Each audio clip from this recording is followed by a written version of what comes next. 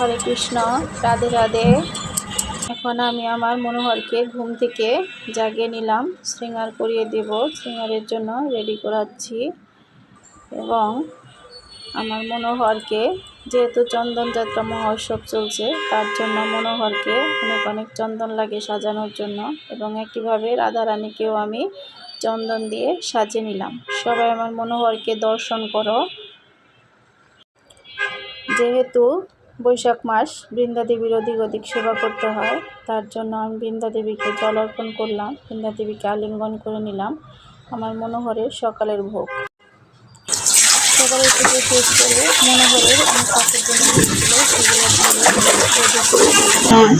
এবং তারপরে দুপুরের ভোগের জন্য রান্না করলাম সবজি, আম ডাল এবং 3 পদের ভাজি।